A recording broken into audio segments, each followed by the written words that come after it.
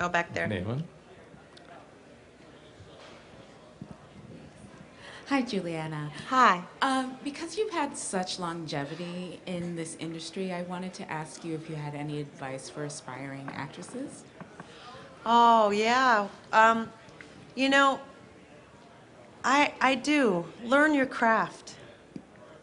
Go to class, go to school, have a technique, because no matter how good you are, there's going to be days where you're exhausted and you're not feeling it. You can't always feel it. And if you don't have a technique to fall back on, I really feel that you're cheating the audience. It's my biggest, I always say when I go to schools and talk to kids, if you don't love it more than life itself, don't do it. Because it's a hard profession to be in. But if you do love it, learn your craft. Be great at it, you know? And be excited to learn your craft. Don't cheat yourself that opportunity. Do you want to go back and do more theater? Do I want, sorry? Do you want to go back and do more theater during your yeah, off time, or I'll do you just want to always- sleep? Oh, on my hiatus? Yeah. Oh, I don't know about my hiatus. I think I'm going to be tired. But no, I mean, theater for me, I think that every actor has to have a theatrical background. I just do, because on a stage, there's no, oh, sorry, cut. You know, you have to man through whatever problems are there, and that's your craft. That's the beauty of being an actor. And if you can't respect that process, I just think it's a very difficult profession to get a grip on if you don't have that kind of grasp of what the craft is. But that's just me.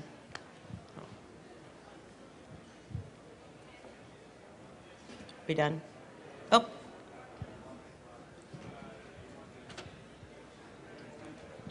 Good evening.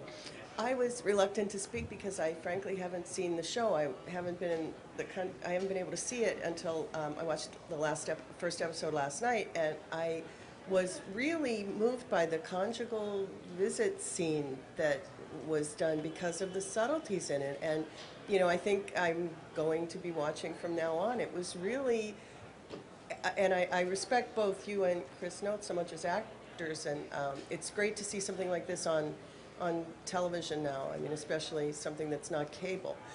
Was it, is it the kind of thing where it seems like when shows like this try to deal on non-cable television with serious adult topics or things that have political ramifications or whatever, they don't last very long. There have been a number of shows on, you know, the network television in the last few years, I think, that have been ones that were most appreciated, maybe in terms of the critics or whatever, and then they're just not continued.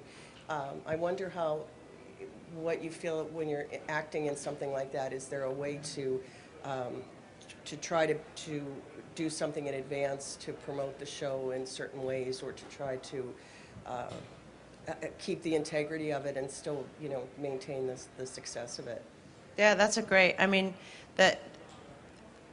the sad reality is that reality television has really taken over and made a big dent in dramatic television. And it's always, that was always from a kid, you know, when I was a kid, the 10 o'clock hour was like, you just want to disappear into something that can take you away for an hour and make you talk about it the next day and think about it. And we got so lucky because CBS stood behind it. That was the first thing, was that CBS said, this is going to be a great show, and they stood behind us. And I think if the network isn't on your side, you know, years ago, Fox had a show called Arrested Development, which I thought was the best thing on TV as far as I was concerned. And they won the Emmy that year. And then they canceled it. And I just thought, had they been behind it and done the, you know, it was cheaper for them to do Dancing with the Stars or whatever those shows are, which I do boycott them because I feel like they're dumbing down our nation and they're taking away jobs from really talented writers, directors, and actors. And it's such a joy to be a part of. I feel like there's a few network shows this year that are bringing back the drama. And there was a big, you know, this whole Leno thing. And I think Leno's a great guy, but I'm thrilled that we're killing him. I'm thrilled that he gets killed every night. I hope that, I feel like America's saying enough, you know, You can do that some other time, but not at our 10 o'clock slot, you know? It's just because it was cheaper for the network, you know? It was much less money for NBC to do his show than to do 5 dramas a night at 10 o'clock. And so it's just cheaping us, everything is getting cheap. And I feel like this is such a rich show. You know, last night's show, I was watching it actually, and Rod Holcomb directed that show, and Rod Holcomb directed the pilot of ER. And he's sort of the whole reason I ever stayed on that show, because in the pilot of ER, my character died. I was just a guest star.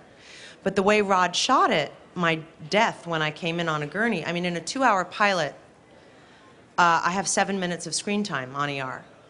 But he shot my death through the eyes of George Clooney's character, and suddenly my character was so elevated to everyone wanting her to live that I just happened to be in the right place at the right time with the right director and the right, you know, like it all just worked and they kept me alive and, you know, it's history.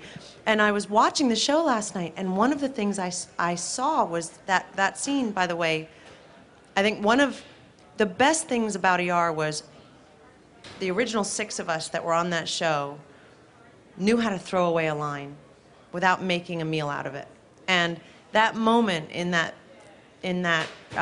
jail, at the conjugal visit, just that one little handhold, it's, you know, it's more than a love scene, you know, in that one moment. And it doesn't have to be complicated. It can be simple. And it makes it you know, I think it draws you into it. Because I had no idea, I never have any idea how it's going to turn out, because I don't know what they're going to cut, what they're going to keep, you know. That's the sad part of being an actor on television or in film, is that the editor gets your performance in the end. You don't. It's up to them. Whereas on stage, you're in control of your performance. You know, at the end of the day, it's always yours. So you never know. And if you're in good hands, which I feel like this show is in really good hands. In fact, our editor is one of the editors from ER also.